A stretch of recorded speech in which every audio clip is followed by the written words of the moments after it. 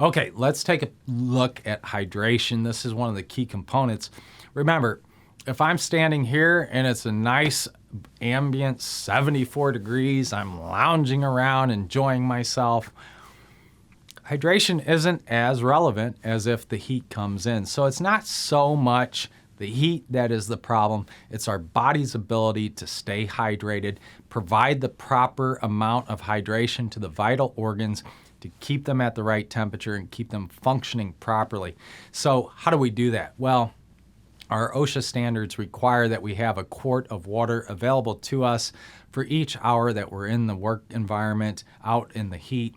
And that means if we're out there for 8 hours or 10 hours, we multiply that by the 1 quart, and that's the amount of water that we should have available to us. Now that is a minimum. You can always drink a little bit more, and it may be necessary to do that. So let's step back to the beginning of your day. What did you do the night before? Did you drink? Did you have a lot to eat? Did you really work out a lot, very hard and strenuous activity? If so, you need to hydrate for that. The other thing is, as we sleep, we respirate. Did I say that right? When we breathe, moisture is coming out of our lungs into the air. So if you've ever taken your weight before you go to bed, measured it on the scale, you step on the scale and you see I'm 200 pounds, you wake up in the morning, you've lost 2 pounds, you're now at 198. That's because water has a mass, and when we expel it out through our respiratory system, we're losing that water weight, so to speak. So we're losing that hydration. So the first thing we have to do when we get up in the morning is we have to hydrate. We have to make up for that water that we lost while we slept. Sometimes we have night sweats and we're losing moisture and water that way as well. So if you don't get up in the morning and hydrate, you're already behind the 8 ball. You got to catch up. You got to get started before you come to work. Otherwise, you're never going to catch up. Just think about, you're out there, right? You get up in the morning, so you get up at 4. By 5 o'clock, you head out the door. It takes an hour to get to work. Now you're at work at 6. You start your day at 7.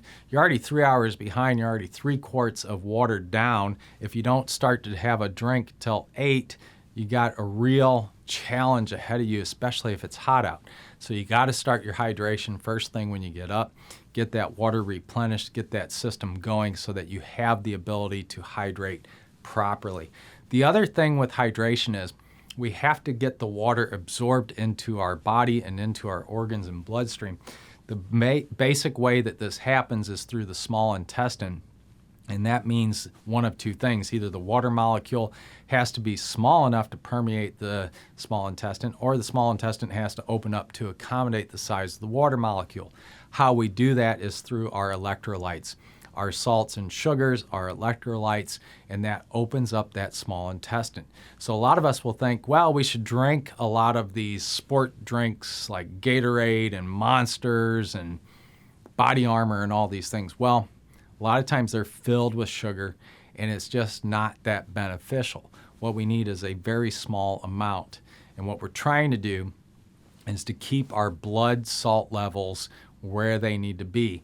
Remember, salt and sugars are electrolytes, and what they do is they allow the connective electricity between the muscles and the nervous system to work properly. So that's why you start to get those muscle cramps when you get a low blood salt level or a lack of hydration. So if you're drinking way too much water, you can flush your system and you need to replenish, and that's a good time to have an electrolyte drink. Or again, if you use a little pinch of salt and sugar, you can throw that in your water bottle and help with those electrolytes. Not so much that you're changing the flavor profile of your water, but enough that you are getting those electrolytes that you need. The easiest way to do that is to eat a little bit of food, because it's going to have your sodium inside there, and that's going to help you with this electrolyte basically transmission into the bloodstream. So again, hydration. If you are going to have the sports drink, break it up. You should have water, water, sports drink, water, water, sport drink, water, sports drink, water, water, water, water, sport drink. Don't just always be drinking your coffee and soda. Those also strip out water from your system. Again, it may not be a dehydrator, it might be a diuretic.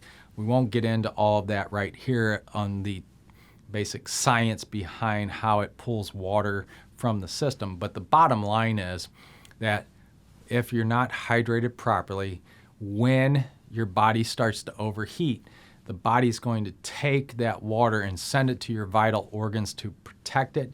And that means that you're not going to get the cooling effect that you need.